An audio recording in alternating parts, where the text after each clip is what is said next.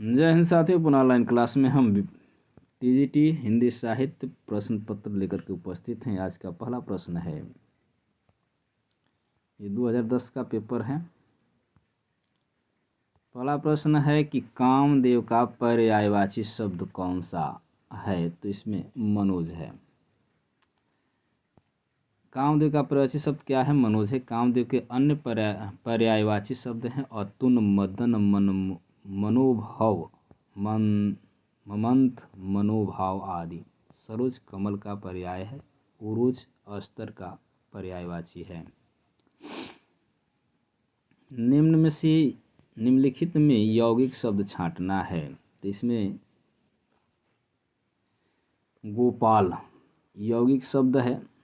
यौगिक शब्द वे होते हैं जो दो या अधिक शब्दों के योग से बनते हैं और उनकी खंड करने पर उन खंडों के वही अर्थ होते हैं जो अर्थ यौगिक होने पर देते हैं, जैसे पाठशाला, महादेव आदि।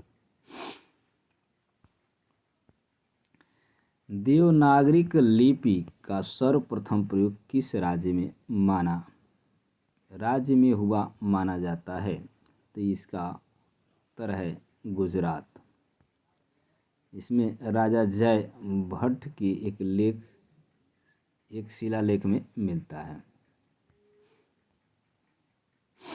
निम्नलिखित में से अघोष और अल्पप्राण ध्वनि कौन सी है?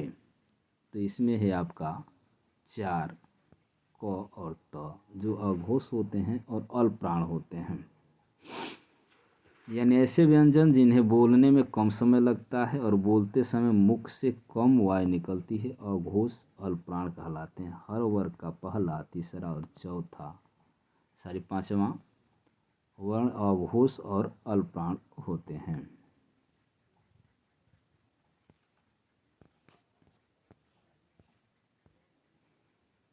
अगला प्रश्न है कि दीर्घ उदझत टूटत कुटुंब जुरत चतुर चित प्रीत परत गांठ दुर्जन ही दय नई हरित उक्त दोहे में प्रयुक्त अलंकार है। तो इसमें असंगत अलंकार है। क्या है? असंगत अलंकार। दूसरा विकल्प आपका से, जहाँ पर कारण, कार्य, स्थान, काल आदि की नियम विरुद्ध स्थिति दिखाई जाती, वहाँ असंगत अलंकार होता है।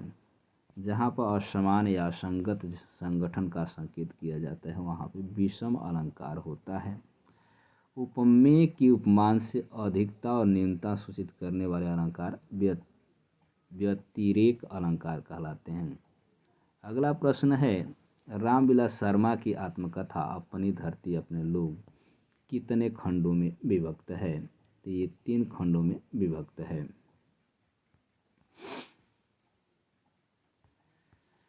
कहानी संग्रह दूसरा ताजमहल की लेखिका हैं। तो इसकी लेखिका हैं नासिरा शर्मा।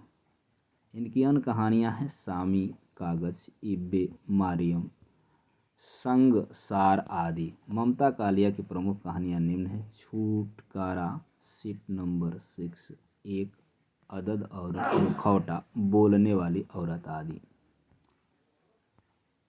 अगला प्रश्न है, किस विद्वान ने देवनागरिक लिपि के स्थान पर रोमन लिपि स्वीकार करने का सुझाव दिया था? तो ये हैं सुनीति कुमार चटर्जी।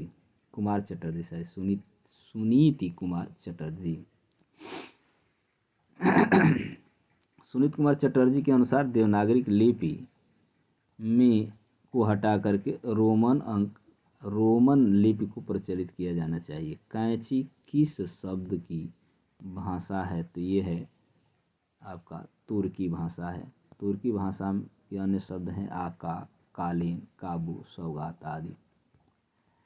ए, आई, ओ, औ के बाद कोई भिन्न स्वर आए तो इनके स्थान पर ऐ, आय, औ, आओ हो जाता है। तो यह कौन सी संधि होती है? तो ये अयादि संधि होती है। आपका प्रश्न नंबर चौथा विकल्प आपका सही है।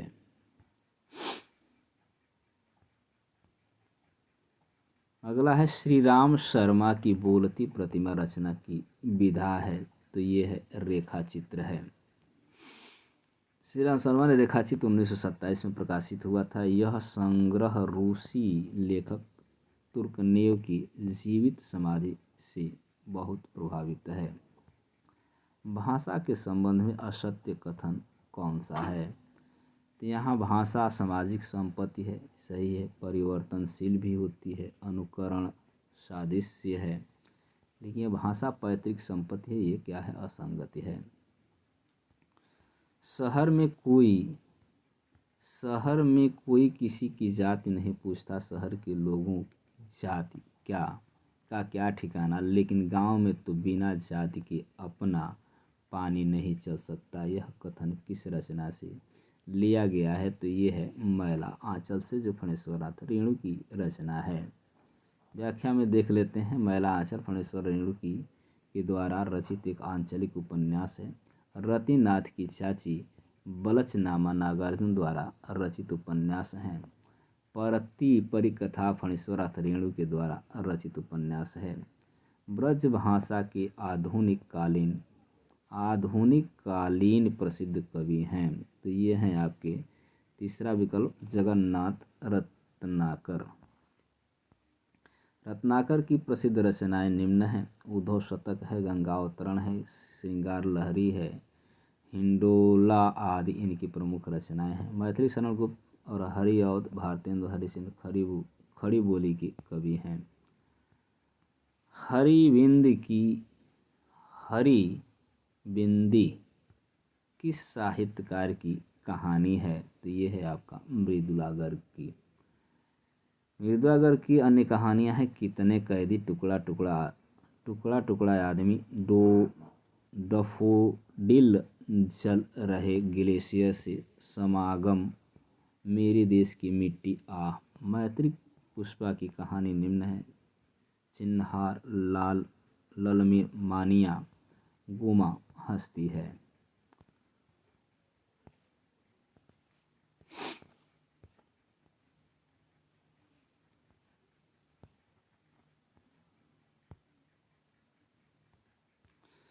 भाई गति सांप सचुंदर केरी लोकोक्ति का अर्थ है, तो यहाँ पे आपका होना दुविधा में पड़ जाना। शेष कादंबरी उपन्यास की लेखिका हैं, तो ये हैं आपका अलका सरावगी। शेषनाथ कादंबरी उपन्यास की लेखिका अकला सरावगी हैं। अलका सरावगी के उपन्यास हैं कलिकथा, वाया बाईपास, शेष कादंबरी, कोई बात नहीं। मनु भंडारी ने आपका बंटी, महाभोज उपन्यासों की रचना की। मृदुला गर्ग के प्रमुख उपन्यास निम्न हैं। उनके हिस्से की धूप, चितकोबरा, अनित्य, मैं और मैं। भवभूति का मूल नाम क्या था? तो भवभूत का मूल नाम है श्रीकंठ। राम की गाय बहुत काली है, वाक्य में काली क्या है? तो ये है आपका विशेषण है। यानी किसी व्यक्ति वस्तु के रंग, आकार, अच्छाई, बुराई, दशा, दिशा, काल और स्थान आदि को बताने वाले विशेषण गुणवाचक विशेषण कहलाते हैं। काली शब्द क्या है? गुणवाचक विशेषण के अंतर्गत आता है। प्रिय स्वतंत्र रव अमृत मंत्र नव पंक्ति कविता का संबंध है, तो सूर्यकांत त्रिपाठी निराला। इसमें है बरदे वीणा वादनी, वहदे कविता से ली गई है। उत्तर प्रदेश सरकार द्वारा गठित लिपि सुधार 28-29 नवंबर 1953 को हुई बैठक की अध्यक्षता की थी। तो इसमें आपके हैं तत्कालीन राष्ट्रपति बीबी गिरी या तो सर्वपल्ली राधाकृष्णन हो, वैसे हमको लग रहा है कि बीबी गिरी ही है। देख लेते हैं। सारी इसमें से कोई नहीं है। उपराष्ट्रपति सर्वपल्ली राधाकृष्णन ही है। उत्तर प्रदेश सरकार द्वारा तत्कालीन राष्ट्रपति सर्वपल्ली राधाकृष्णन है। देवनागरिक लिपि का विकास माना जाता है, तो ब्राह्मी से माना जाता है।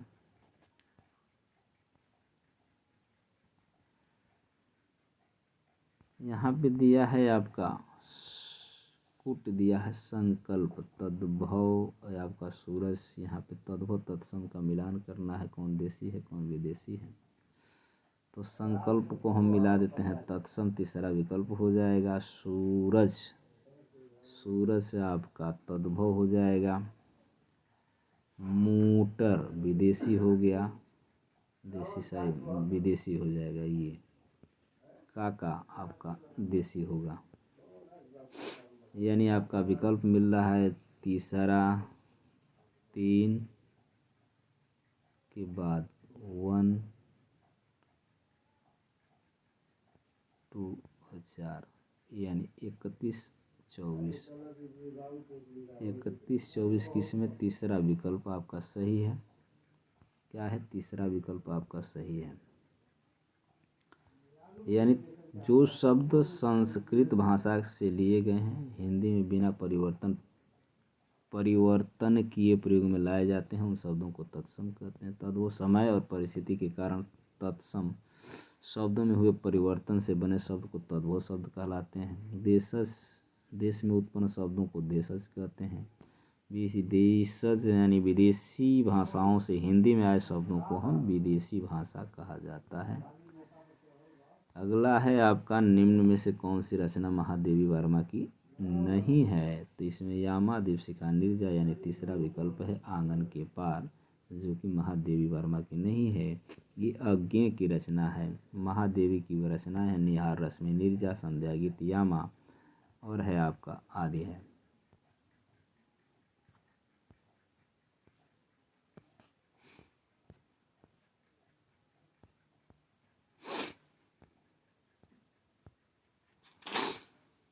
खड़ी बोली में प्रथम महाकाव्य प्रिय प्रवास के रचयिता हैं, तो ये हैं आपके दूसरा विकल्प अयोध्या सिंह उपाध्याय हरिऔध। उपाध्याय सिंह हरिऔध द्वारा प्रिय प्रवास के रचयिता हैं। ये इनके द्वारा अन्य रचनाएं हैं प्रिय प्रवास है, करस कलश, वैदेही वनवास, बालचर, चोखे चौपदे, चुभते चौपदे एवं पारिजात। माखनलाल चतुर्वेदी की प्रमुख रचनाएं हैं हिम किरीटनी, हिम तरंगिनी, युगचरण, मरण ज्वार आदि। निम्न में से व्यंग्यकार नहीं है, तो यानी व्यंग्यकार नहीं है तो अज्ञेय जो है कि मनोवैज्ञानिक प्रयोगवादी कृषि एवं मनोविश्लेषणवादी उपन्यासकार हैं। देवेंद्र सत्यार्थी के संस्मरण का नाम है। तो देवेंद्र सत्यार्थी ने लिखा रेखाएं बोलती हैं।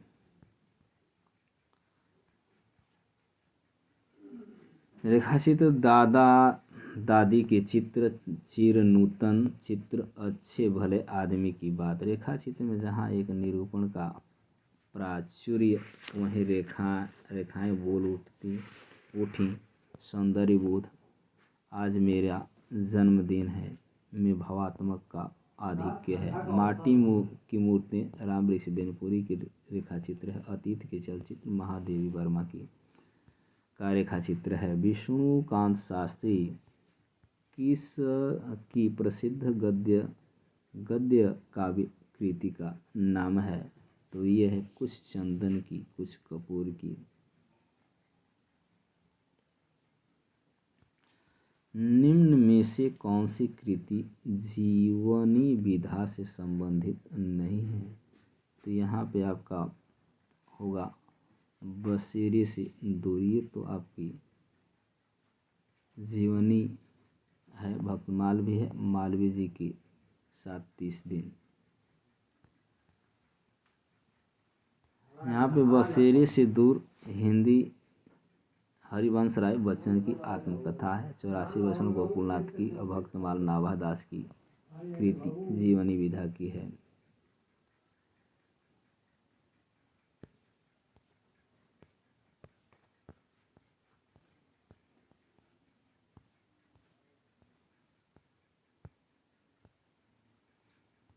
निम्न में से कौन सा समूह आचार्य हजारी प्रसाद द्विवेदी के उपन्यासों को दर्शाता है?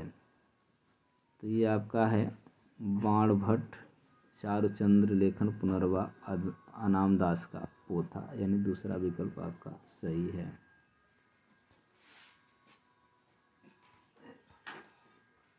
पुनर्वा और अनामदास का पोथा हजारी प्रसाद द्विवेदी के उपन्यासों को दर्शाता है। अप्सरा, अलका, प्रभावती, निरुपमा, निराला के उपन्यास हैं।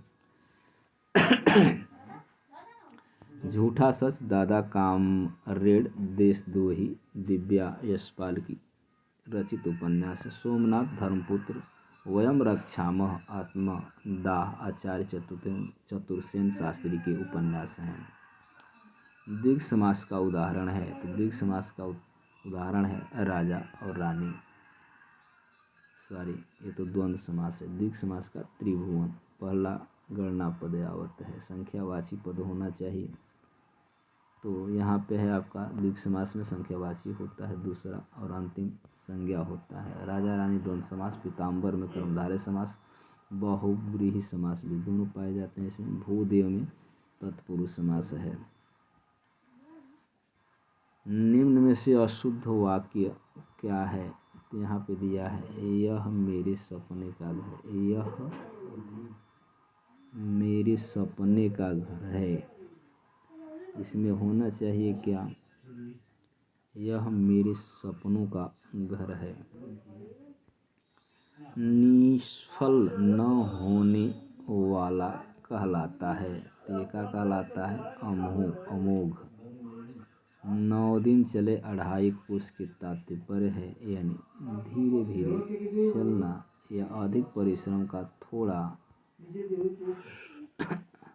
फल मिलना।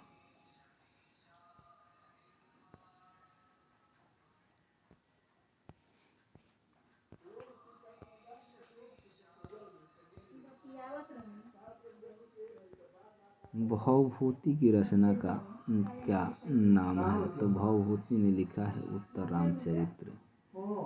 इनके 3 नाटक उपलब्ध हैं, महावीर चरित्र, मालती माधव, उत्तर रामचरित्र। भवभूति के 3 नाटक हैं। हम महान राष्ट्र के नागरिक हैं का संस्कृत अनुवाद क्या होगा, वयम महत राष्ट्रस्य नागरिकः अस्मि। प्रेम वाटिका नामक ग्रंथ रचित है, तो ये है रसखान के द्वारा रचित है। रसखान की 2 कृतियां हैं, प्रेम वाटिका, दानशीलता। रहीम की कुछ रचना है, भैरवी नायिका के भेद, मदनाष्टक, रास पंचाध्यायी, नगर शोभा। नंददास की रचनाएं हैं, रसमंजरी, रस पंचाध्यायी, भंवर गीत आदि। निम्नलिखित में से कौन सा शब्द कमल का पर्यायवाची नहीं है, तो इसमें अमीय नहीं है। अमी अमृत का पर्यायवाची है। कमल का पर्यायवाची अरविंद, सतदल, सरसीज, राजीव, नलिन आदि। ज्ञानश्रयी शाखा के प्रमुख कवि हैं, तो हैं प्रमुख कवि, इसमें तीनों लोग हैं ज्ञानश्रयी के हैं, तो विवादित हैं, नहीं होगा तो तुलसीदास होंगे।